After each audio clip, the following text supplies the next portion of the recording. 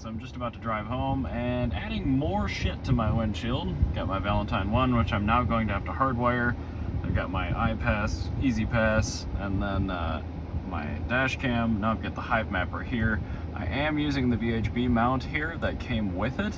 I do want to get a suction cup mount so I can use it in other vehicles, but I did boot it up here, so we'll get it all connected. Downloaded the Hivemapper app. It's immediately asking me to hop over to the Phantom wallet app, so I have to create a wallet real quick and then get back into the Hivemapper app. Have to say that was pretty painless.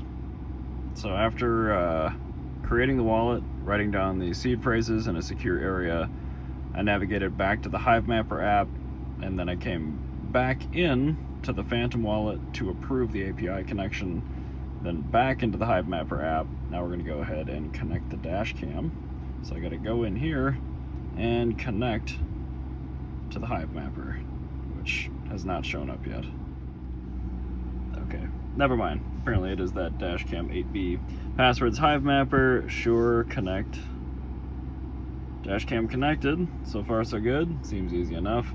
We are back to red lights. However, it looks like it's cycling. Now we have green for power, red for GPS, red for camera. So I'm not sure if it's pushing a firmware update or what, but I'll wait for it to do its thing before I drive, because I'm headed home and I'm not sure if any of the area that I'm going to be driving is mapped yet. So let's see.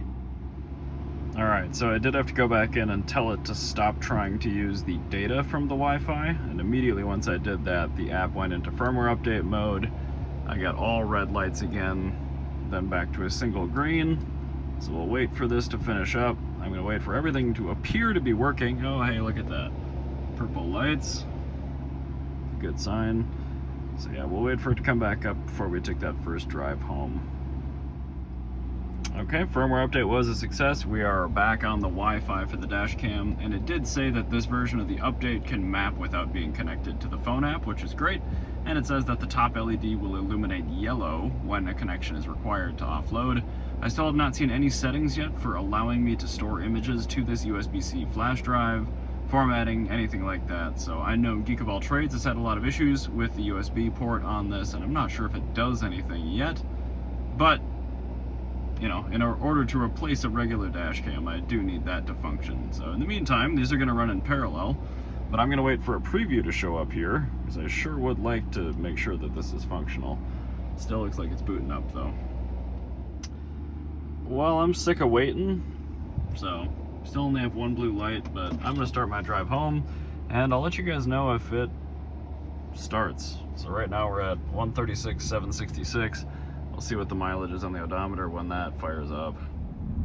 Well, it took several minutes on my way home before it would start mapping, but it did start mapping, and you can see we have a preview down there. But I did check, and it took 4 miles of slow city driving to get it to actually fire up.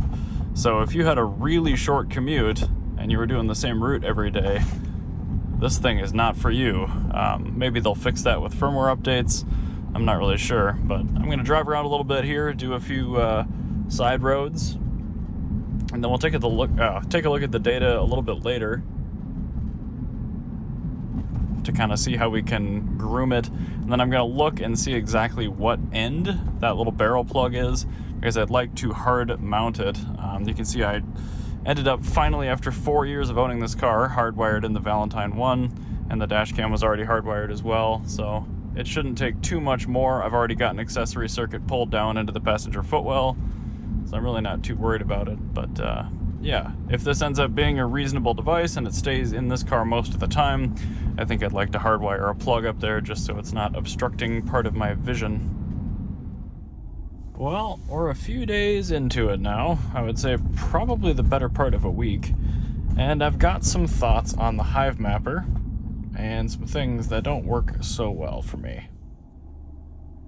I'll start with the things I do like. The internal storage of this thing with the later firmware updates will actually store imagery without your phone connected for quite some time. I'm not sure how long it will go, but I've had it recording for 10,000 plus photos worth without any issue and without connecting to the phone.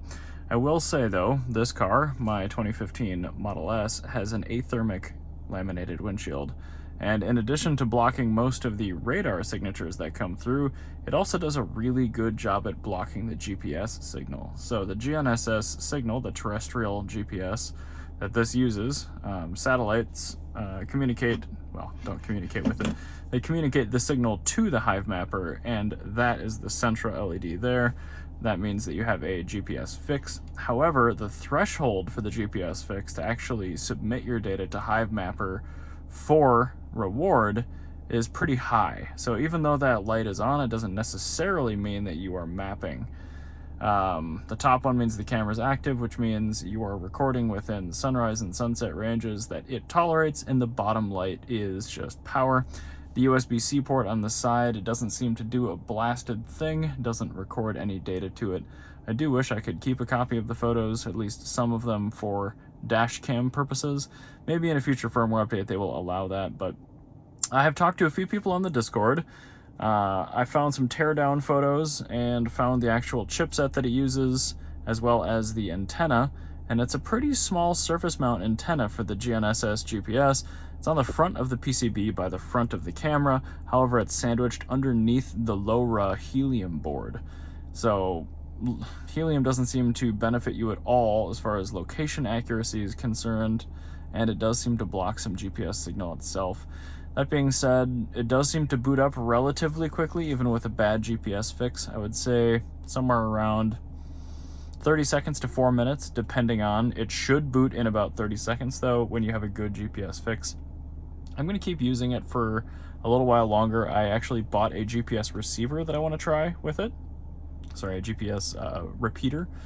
A fellow with a Porsche in the Discord had the same issue with his Athermic windshield and said he had much better results with the repeater. So I'm going to give that a go, and then we'll start mapping again a little bit. But in the app, I will show you at a different later date when I'm not just sitting at my house here, but the map and the actual Hivemapper application are constantly using the AGPS cellular assisted signal from your phone as well when it's connected, and I really think they should incorporate that in future firmware updates to allow your phone to refine the GPS signal if you're having mapping issues, because terrestrial GPS isn't always a silver bullet. But anyway, you can see here at the top there's no images left in the camera. I hadn't paired it for a couple days.